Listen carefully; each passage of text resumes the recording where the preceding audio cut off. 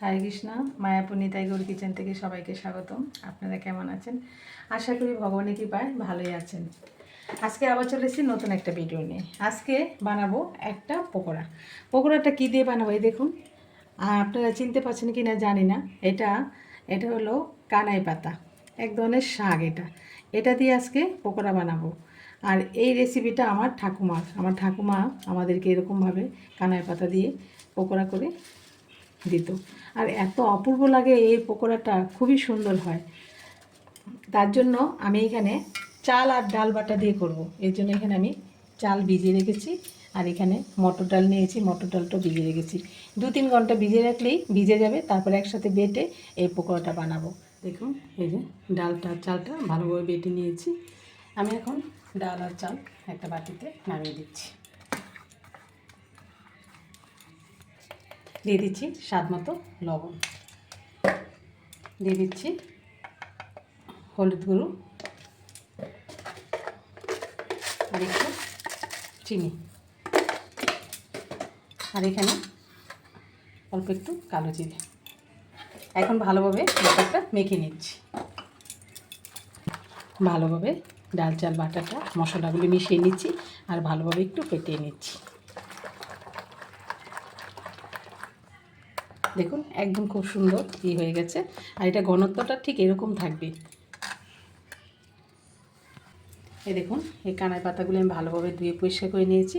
আর এরকম আগাগুলি শুধু তুলেছি, দেখুন একদম কুচি। এই যে আগাটা এরকম। এটা আপনারা কারা কারা এই কানাই পাতাটা চিনেন অবশ্যই আমাকে কমেন্ট করে জানাবেন। কারাই চিনেন না, এই দেখুন আমি এরকমভাবে 2-3টে আগা নিয়ে নিয়েছি। আর এইভাবে বেসনে একটু গড়িয়ে নিয়েছি। বেসন মানে ডাল বাটা চাল বাটাটা, এইটাই। আর এখানে কড়াতে তেলও বসিয়ে দিয়েছি। আমি সর্ষের তেল দিয়ে ভাজছি এটা পকোড়াটা। আপনারা সাদা তেল দিয়েও ভাজতে পারবেন। দিয়ে দিচ্ছি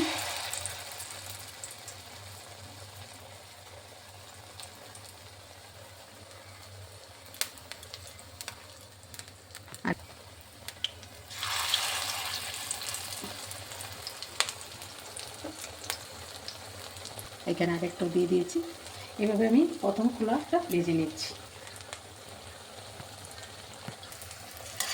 দেখুন পকোড়াগুলো কিন্তু একদম ফুলে ফুলে উঠছে। এই পিঠটা ভালোভাবে হয়ে গেলে আমি এটা উল্টিয়ে দেবো। এটা হয়ে গেছে, উল্টিয়ে দিলাম।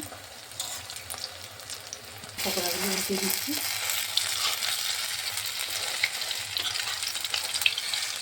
দেখুন পকোড়াগুলো কিন্তু কী সুন্দর ফুলে গেছে, একদম ফুলে ফুলে ওঠে। আপনারা চাইলে দুটো করে আগা দিয়েও করতে পারেন, ছোটো ছোটো করে করতে পারেন ইচ্ছা মতো। এই যে পকোড়াগুলি লো ফ্লেমে একটু নেড়ে উল্টে পাল্টে ভেজে নিচ্ছি।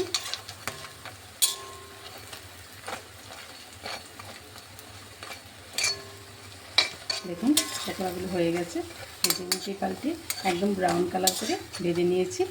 এখন আমি পকোড়াটা নামিয়ে দিচ্ছি। দেখুন রেডি হয়ে গেল কানাই পাতার পকোড়া। কত সুন্দর মুচমুচ হয়েছে। এখন আমি ঠান্ডা করে গলি থেকে ভোগ লাগিয়ে দেবো। আপনারা একবার ট্রাই করে দেখবেন, করে ভগবানকে ভোগ লাগিয়ে গরম রাইসের সাথে প্রসাদ খেয়ে দেখবেন, অপূর্ব লাগে এই বড়াটা খেতে। তাহলে আজকে ভিডিও এখানে শেষ। সবাই ভালো থাকবেন, সুস্থ থাকবেন। আবার দেখা হচ্ছে পরের ভিডিওতে। হরে কৃষ্ণ।